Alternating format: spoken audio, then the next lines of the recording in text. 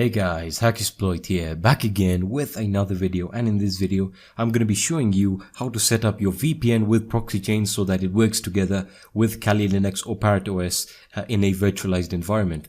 Okay, so I'm going to assume that you already have selected your VPN at your VPN provider. If you haven't, I would recommend NordVPN. You can check them out with the link in the description. That being said, I'm not going to promote anything else. A lot of you guys have been asking me for this and whether or not it increases your security, and I'm going to answer that in a second. But before I actually do that, I just want to say that I am making the videos dependent and in regards to the chronological order in which you guys posted them. So for example, we have the two other guides coming out. We have the complete anonymity guide and the complete system hardening guide that was requested by Mr. GFY. I'm just going to call you that. So if you are watching this, Mr. GFY, that video is also coming out. The SS7 video was rejected by YouTube, so I'll have to upload it to the site. What else? Let me see quickly before we move on. The web application penetration testing series is still ongoing. That being said, let's get started with the video. Okay, so I already have NordVPN opened and I'm connected to a server in the United Kingdom. Alright, now many people were asking, can I use my VPN in conjunction with Kali Linux, and then can I also use Proxychains, and will it increase security? The answer is yes, it will increase security, but at what expense or at what cost, you might be asking. Well, what you're sacrificing is speed. Okay, now again, for most of you this might not be an issue, but depending on the speed of your VPN service or your ISP, you have to take that all into consideration.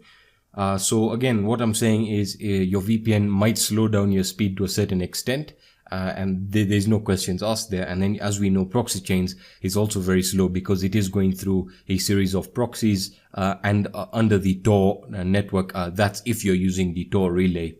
Okay, so the first thing I would recommend that you do is on your host operating system, which I'm guessing is going to be Windows, but it could be Linux. You must change your domain name server. All right, now. Usually with most of the good VPNs like NordVPN, they will automatically use the domain name server in the, essentially in the location of that server.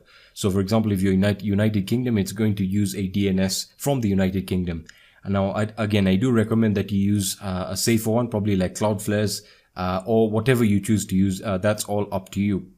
So make sure you have your domain name server changed, or you can choose to use the one that your VPN is providing you with. Whatever you choose, it's up to you. Now, I have Kali Linux opened here, and the settings that you guys were asking me is how to configure it with my virtual machine.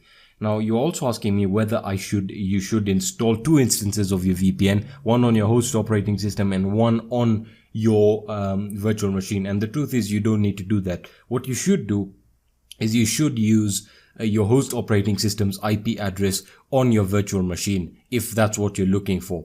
Now you might be asking, well, why should I do this? Why can't I just run it on your virtual machine? The truth is, you can run it on your virtual machine, but again, we're focused on minimizing the resources that are required by the virtual machine. So I would recommend that you run everything on your host operating system in regards to connections and VPNs, and then you can use your penetration testing operating system for what it's used for, which is penetration testing. Okay, so what I'm going to do now is I'm just going to show you how to configure that with your VM. So you want to go into your VM settings. I'm going to be using VMware. The settings should be the same for VirtualBox, although as I mentioned, I'm really getting out of touch, or VirtualBox is not my favorite at the moment. So VM, and you want to go into your settings, all right, and you want to go into your network adapter, and instead of bridged, you can go for NAT. All right, now what this means is it's going to use your host operating system's IP address. So that means it's going to use Windows IP address, which in this case is the VPN's IP address that is provided to us. So now Kali Linux will also be connected to the VPN. All right, so once you do that, just hit OK, and for safe precaution, you can also change your DNS settings here, and you can also restart your network manager just in case, but it should do it for you. As you can see, there we are, it is connected. And what we can do now is run a DNS leak test just to show you. All right, so let me just open the DNS leak test here. It turns out I was using the DNS leak test. All right, so there we are. Let's open that up, and as you can see, it's using United Kingdom, and I'm going to perform a standard test to show you that it does use the domain name server in the country that the server lies.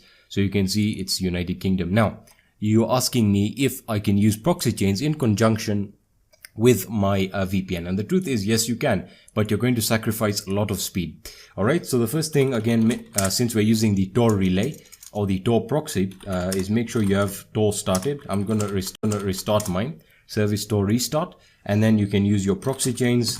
Well, again, as I said, you can use Proxychains in an instance with any program. So Proxychains, this time we're going to use Firefox because we are testing the IP here. Firefox and DNS leak test. Sorry about that. DNSleaktest.com.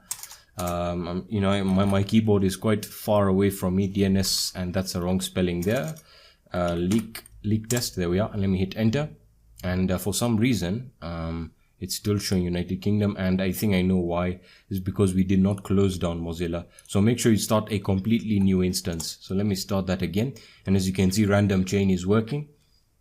So give that a few seconds to load up, and you'll see that it is going to take significantly longer than with your VPN. As you can see, from United Kingdom, we're now bouncing off to Sweden, which as you can see is quite different. So I'm going to perform a standard test, and let's see what DNS that we are given here.